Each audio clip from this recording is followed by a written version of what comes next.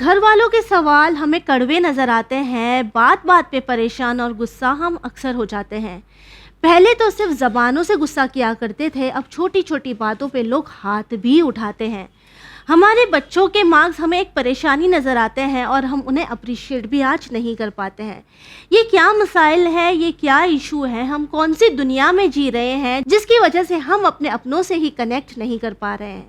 एक बार फिर से आपके रिश्तों को रोशन करने के लिए, आपका कनेक्शन दोबारा से अपने अपनों से बनाने के लिए हम ले आए हैं प्रोग्राम यूथ पेट्रोल, जिसमें हमेशा की तरह इस बार भी हमारा साथ देंगे डॉक्टर अली अकबर घबरानी, जो कि एक काउंसलर और साइकोथेरेपिस्ट है। तो आइए सबसे पहले आपका इस्तकबाल करते हैं। सलाम अलैकुम। वालेकुम अस्सलाम व रहमतुल्लाह। How are you doctor? Good, Allah का एहसान। आप कैसी हैं? अल्हम्दुलिल्लाह, शुक्र अल्लाह जी। सर, इस बार भी कई सारे क्वेश्चंस आए हैं। कुछ क्वेश्चंस तो ऐसे भी हैं जो काफ़ी ज़्यादा सीरियस है और हमारे जो व्यूअर्स हैं वो यही एक्सपेक्ट करते हैं कि आप इनके सोल्यूशंस उन तक ज़रूर पहुंचाएं। कोशिश करूंगा इंशाल्लाह। So shall we start? Will move on to the first question. I am 37 years old. I have been married for the last 10 years. Before marriage, my parents asked me about everything. What, why, when, who. Now after marriage, my wife keeps asking about the same questions. I do not want to be answerable to anyone. Why can I not do what I want to do? इनका ये कहना है, ये 37 years के हैं और शादी से पहले इनके जो पेरेंट्स हैं वो अक्सर इनसे पूछा करते होंगे कि कहाँ जा रहे हो, किसके साथ जा रहे हो, कब आओगे, नॉर्मल क्वेश्चंस। और अभी इनकी बीवी भी वही सवालात करती है। इनका ये कहना है, ये क्यों जवाब दे किसी को भी, इन्हें किसी को भी जवाब नहीं देना। बिल्कुल भी जवाब मत दो, मत दो, बिल्कुल भी मत दो। तो ये तो रिफ्ट हो जाएगा ना घर में, ताकि ये तो कॉमन क्वेश्चन तो है। आपको रिफ्ट भी नहीं करना है, आपको जवाब भी नहीं देना है जी। आप पहले समझ लो कि आप यहाँ से 17 years के हो। हाँ, ताकि टीनेजर्स ऐसी चीजें करते हैं कि हमसे मत पूछो। आप उम्र से बड़े हो गए हो जी। आपको ये समझना चाहिए कि उम्र के साथ में, फ्रीडम के साथ में, आप जब पैसे कमाने लगते हो, जब मैरिड लाइफ में जाते हो, तो एक रिस्पॉन्सिबिलिटी अपने कंधे पे आती है। एब्सोल्युटली। और रिस्पॉन्सिबिलिटी का मतलब ये है कि यू आर आंसरेबल। बिल्कुल। And it is not answerable, it is normal conversation. नहीं, ये मैं बताऊंगा कि ये एक इमोशनल कनेक्शन होता है। Absolutely, absolutely. आप चाहते हो कि मैं किसी को भी कुछ जवाब ना दूं, ना दो जवाब, देन लिव अलोन लाइफ। आपने शादी क्यों किया? आपको शादी के पहले तो सबको पता होता है कि अगर मेरी वाइफ आएगी या मेरा हस्बैंड आएगा, जब मैं बेड शेयर करूंगा तो मुझे यह समझना चाहिए कि मेरी रूह भी उसके साथ में शेयर करनी पड़ेगी। एब्सोल्युटली। और जब रूह शेयर करूंगा ना, तो ये सारे मसाइल आएंगे, when, why, where, who, what, ये सब आएगा। अच्छा, इससे होगा क्या? आपका और आपके पार्टनर का इमोशनल कनेक्शन बनेगा, एक बॉन्ड बनता है। जी। उसी को फैमिली बोलते हैं, उसी को लाइफ बोलते हैं, उसी को हैप्पी फैमिली बोलते हैं। Absolutely, absolutely. मुझे कोई क्वेश्चन ना करे तो नहीं, फिर आप भी मत करो क्वेश्चन।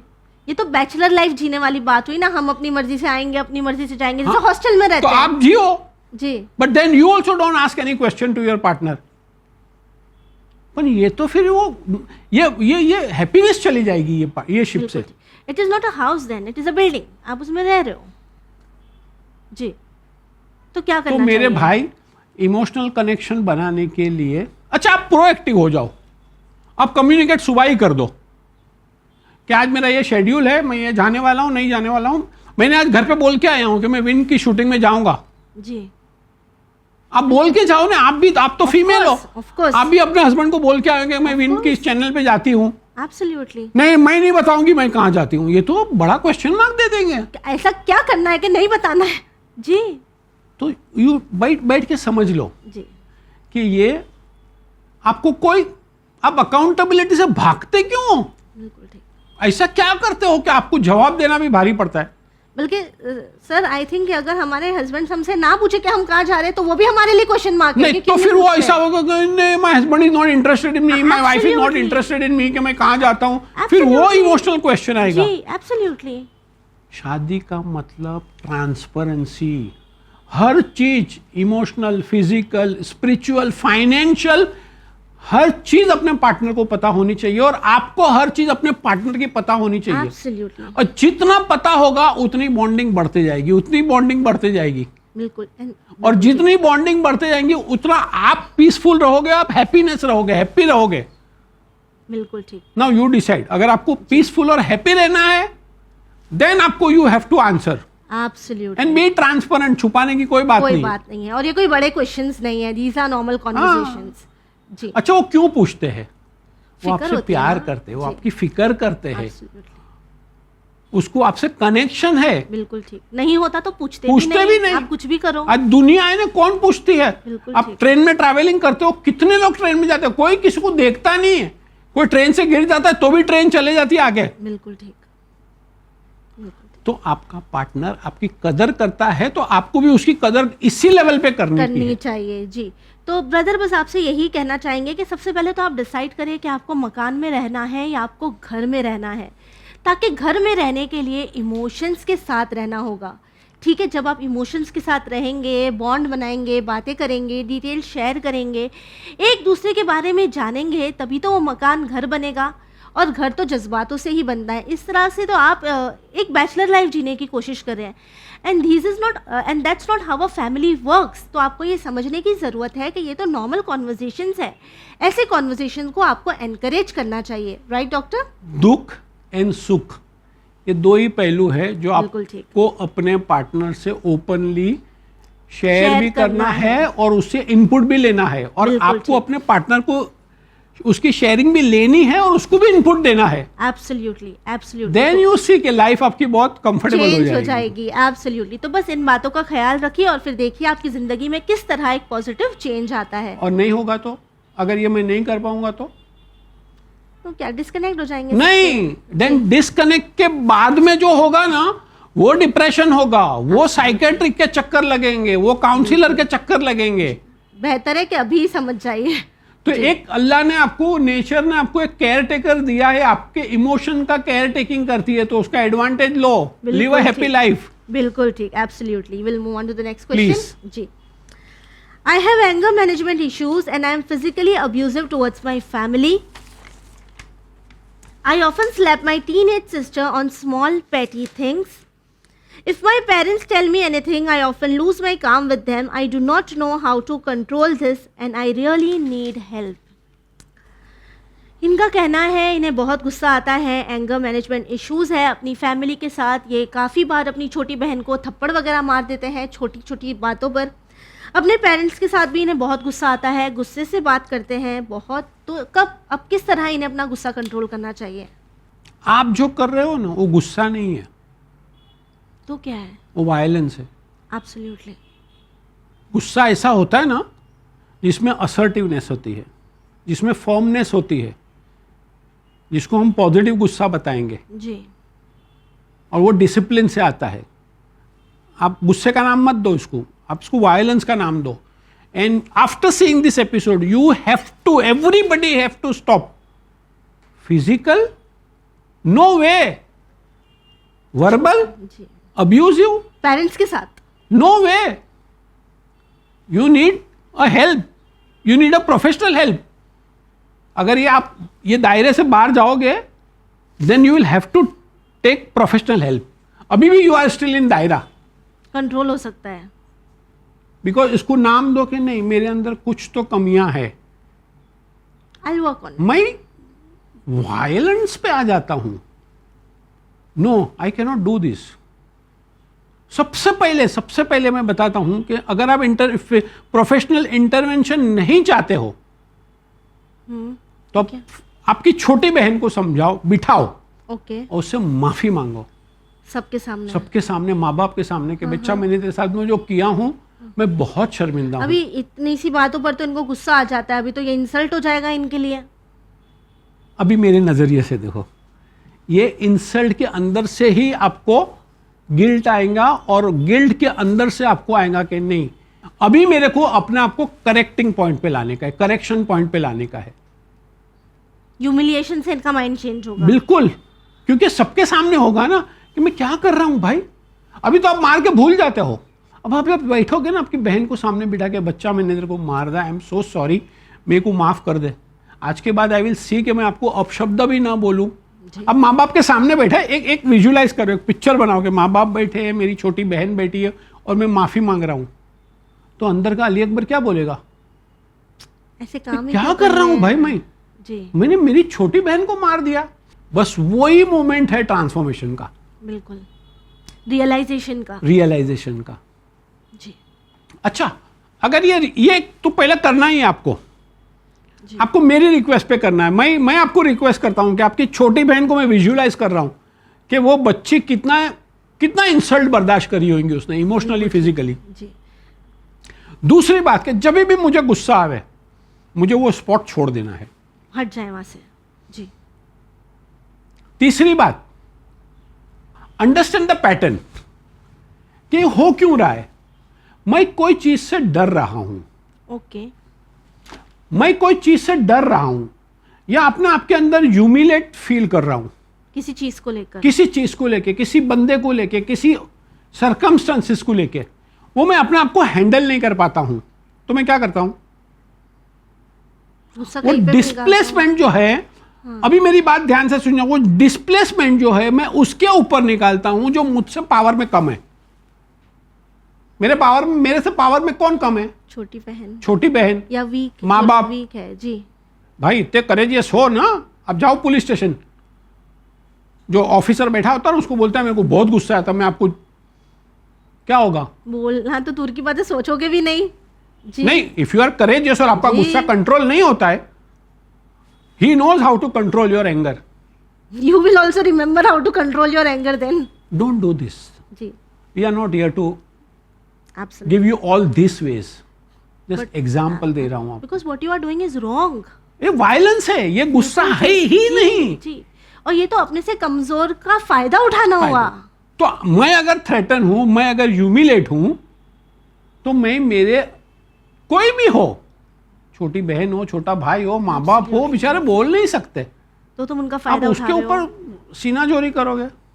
Please control yourself. गुस्सा आता है, हम समझते हैं, यहां पे ट्रिगरिंग होता है, आप जानबूझ के नहीं करते हो। मैं आपके सामने बैठा हूं, अल्लाह ना करे मुझे हार्ट अटैक आए, तो अंदर से आता है ना हार्ट अटैक, खुद से तो नहीं आएगा। खुद से तो मैं चाहूंगा ही नहीं।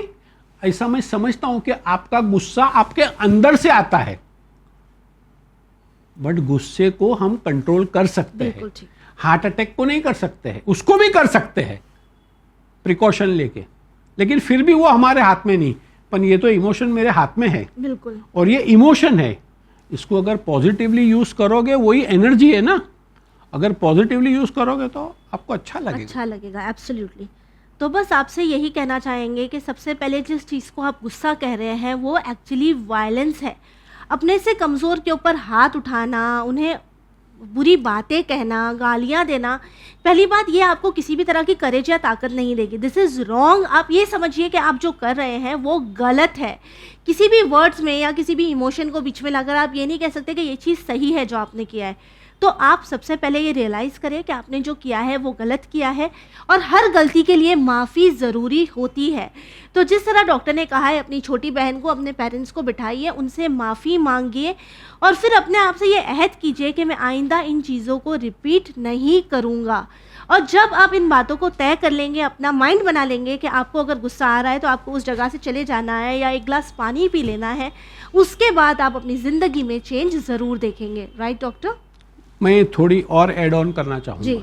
ये तो भाई की बात हो गई, बहुत सारे हस्बैंड ऐसे होते हैं, जी, बहुत सारी वाइफ ऐसी होती जो हस्बैंड को थप्पड़ लगाते हैं, या हस्बैंड अपनी वाइफ को थप्पड़ लगाते हैं, या अपशब्द बोलते हैं। जी, बिल्कुल भी ये एपिसोड देखने के बाद में आपकी वाइफ कमजोर है, आपका हस्बैंड कमजोर है, दैट डजंट मीन आप उसको अपशब्द बोलोगे और मारोगे। Absolutely. ये आपकी फैमिली से हैप्पीनेस ले लेगी, और ले लेती है। बिल्कुल ठीक।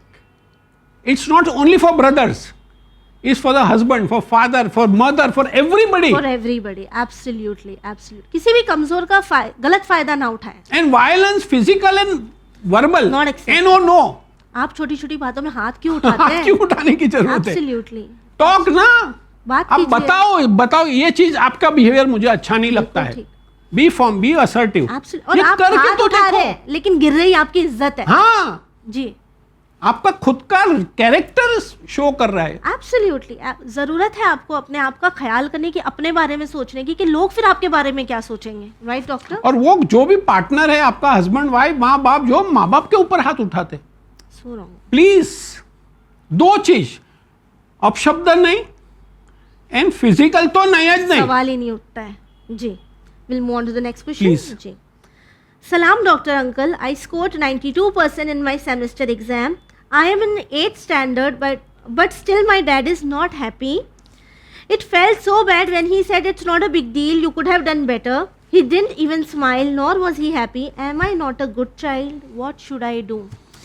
सबसे पहले ना चैनल विन की जानिब से हम आपको कॉन्ग्रेचुलेट करना चाहेंगे कि आपने इतने अच्छे परसेंटेज स्कोर किए हैं, राइट डॉक्टर? खाली चैनल की माध्यम से नहीं, जी। चैनल का हर एक स्टाफ आपको कॉन्ग्रेचुलेट करता है, आपको मुबारकबाद देता है। Absolutely, you are the best child, 92%। अल्हम्दुलिल्लाह। It's a big marks, it's a big achievement for you. बिल्कुल ठीक। नाउ आपके डैडी की बात आपको बुरी लगी, जी ठीक है ना? अभी आप अपने डैडी का पर्सपेक्टिव मेरी जबानी सुने ओके। कि डैडी ने आपको बोला कि you could have done better, उनको एक्सप्रेस करने नहीं आया। इरादा अच्छा एक था। ऐसा होता है ना जी, कि हाँ मेरा बच्चा, उसको वो कंपोनेंट नहीं आया उसको, जी नहीं कर पाते, बहुत लोग एक्सप्रेस बहुत नहीं कर पाते हैं। जी। अच्छा, जो लोग एक्सप्रेस नहीं करते ना, वो सप्रेस करते हैं। तो डैडी को रॉन्ग मत लो। जी डैडी ने आपको, अभी भी डैडी की नीयत क्या है कि आप और ज्यादा अच्छा कर सकते हो। वो एक सेंटेंस के अंदर उन्होंने अपने पूरे इमोशन को गैदर करके आपको दे दिया है। जी बिल्कुल।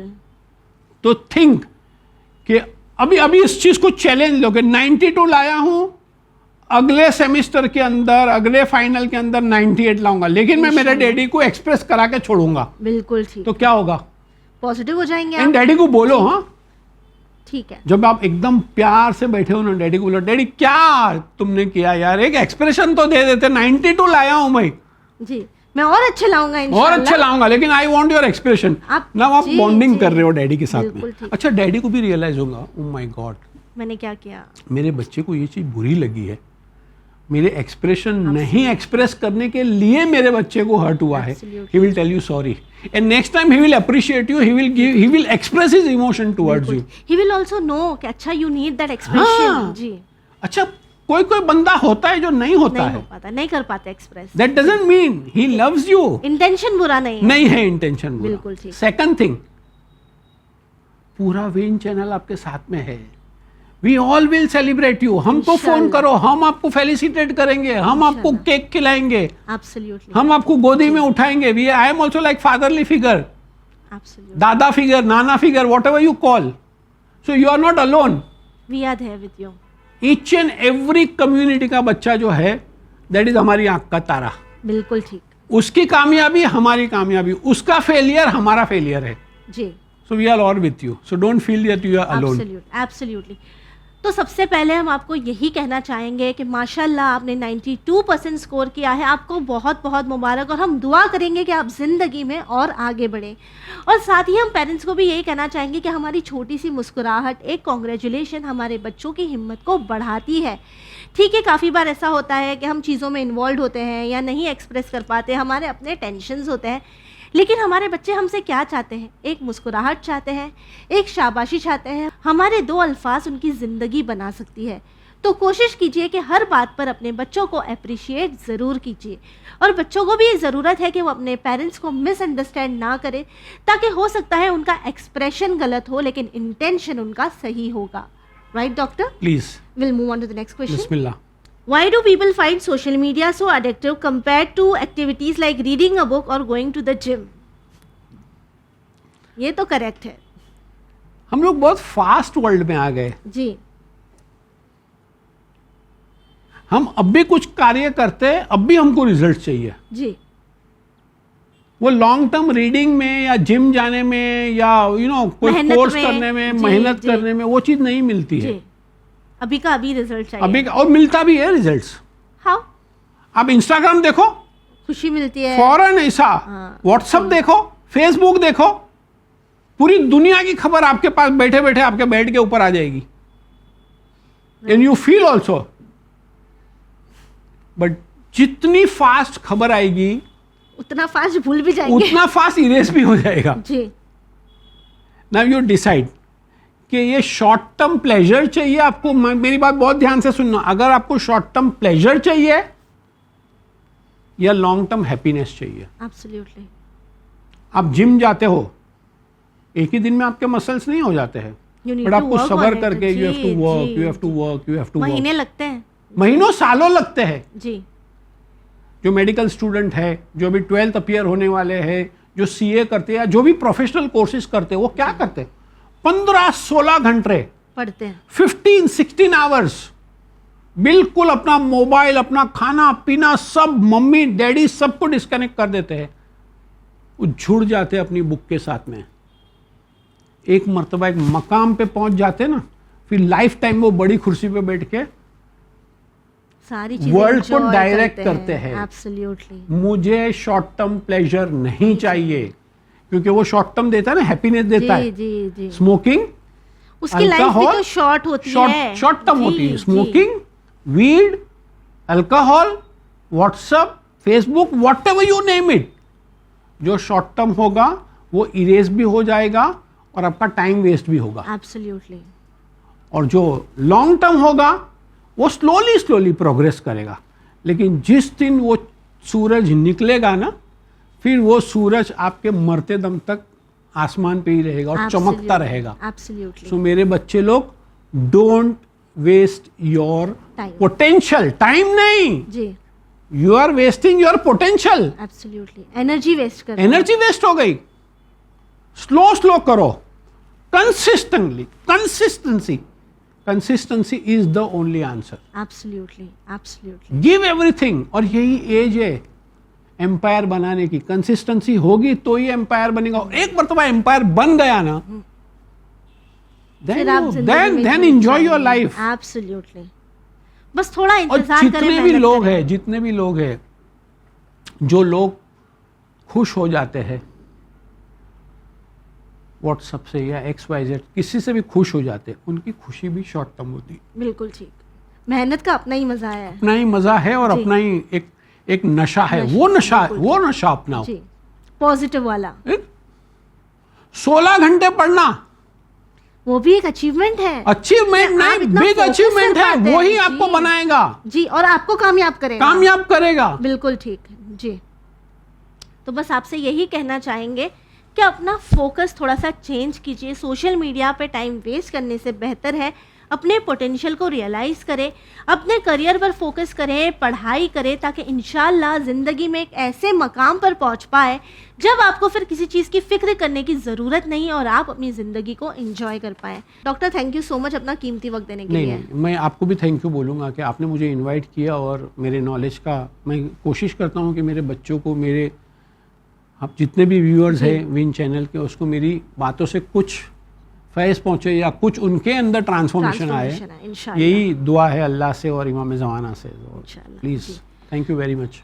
व्यूअर्स, आपसे भी आखिर में बस यही कहना चाहेंगे कि अगर आप ज़िंदगी में कामयाब होना चाहते हैं तो hard work and consistency is the key. मेहनत करें, ज़िंदगी में आगे बढ़े, अपना नाम कमाएं। विन चैनल आपके साथ हमेशा है। अगर आपकी ज़िंदगी में कोई मसले हैं, कोई इश्यूज़ है, तो आप हमें लिख भेज सकते हैं। हमारी कॉन्टैक्ट डिटेल्स आपकी टीवी स्क्रीन पर मौजूद है। इसी के साथ टीम यूथ पेट्रोल को दीजिए इजाज़त, पर बने रहिए चैनल विन के साथ। पैगाम इंसानियत। शुक्रिया।